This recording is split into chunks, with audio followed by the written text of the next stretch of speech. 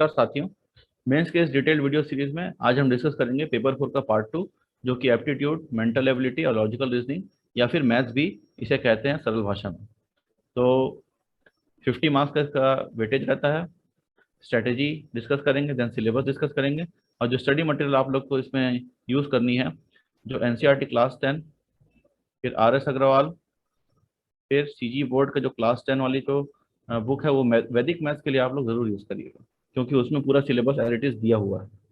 Then हम analysis, notes making आप जितने भी फार्मूलेज हैं, जो भी जितने भी टॉपिक्स दिए हुए हैं उसके फार्मूले लिख लीजिए और उससे रिलेटेड एक एक सवाल को आप बना के देख लीजिए, वही आपका नोट्स रहेगा। और प्रैक्टिस करने के लिए तो आपको मैथ्स एक ऐसा चीज़ है जो रेगुलर प्रैक्टिस करना है, वो याद करने की चीज़ है नहीं। जितना ज़्यादा आप प्रैक्टिस किए रहेंगे उतना फास्टली और एक्यूरेटली आप एग्जाम में बना पाएंगे। और रिवीजन करते रहिए, रिवीजन मतलब रेगुलर प्रैक्टिस ही करना है इसमें, और ज़्यादा कुछ है नहीं।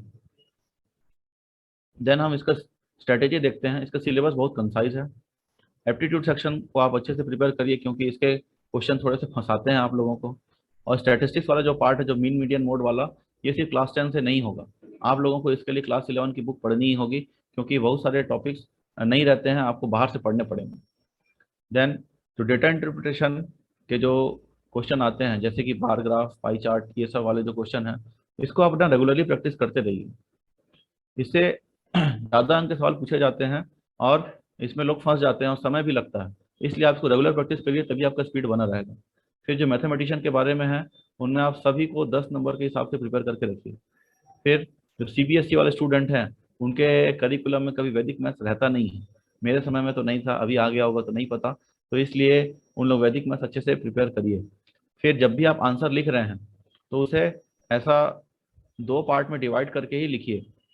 दो पार्ट में डिवाइड करने से आपको जो स्पेस है बहुत ज़्यादा मिल जाता है। जैसे कि ये ऐसे करके आप इस साइड भी लिखिए और इस साइड भी लिखिए, इससे आपको स्पेस ज़्यादा मिलेगा। और थोड़ा साइज छोटा करके लिखिएगा।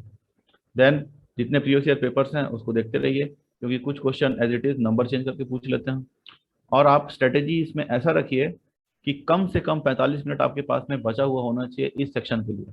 इससे कम में आप अगर करने की कोशिश करेंगे तो ये पेपर फिनिश नहीं हो पाएगा।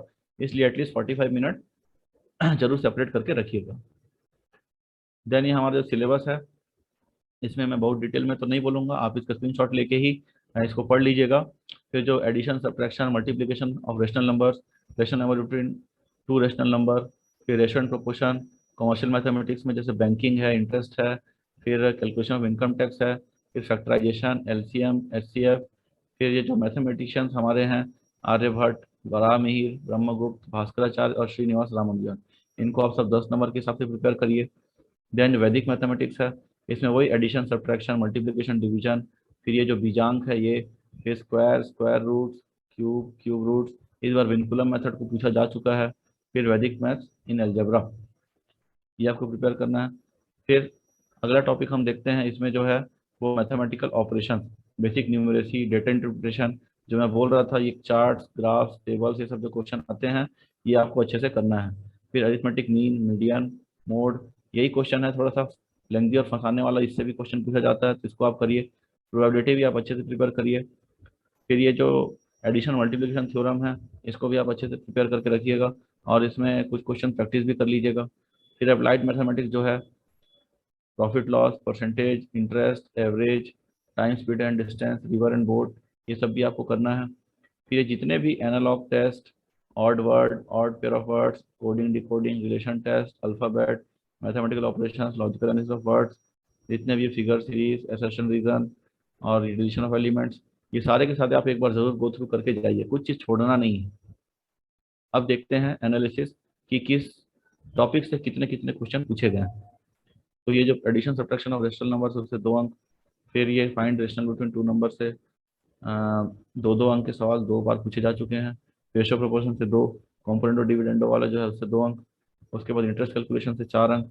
फिर इनकम टैक्स के क्वेश्चन पूछे गए थे 8 अंक के। फिर एलसीएम से या एचसीएफ दोनों मिला के उसमें क्वेश्चन पूछा गया था 2 अंक के। देन आप देख सकते हैं कि जो मैथमेटिशियन वाले सेक्शन है, इससे 10 अंक के सवाल पूछे जा रहे हैं। 2019 में 3 मैथमेटिशियन दिया था, इनमें से 2 के बारे में आप लोगों को लिखना था, और इसका वेटेज था 10 अंक। और 2020 में श्रीनिवास रामानुजन के नाम पे ही क्वेश्चन पूछा गया था डायरेक्ट 10 अंक का। फिर विनकुलम मेथड इस बार पूछा गया था 2019 में, से कोई क्वेश्चन नहीं आया था वैदिक मैथ से।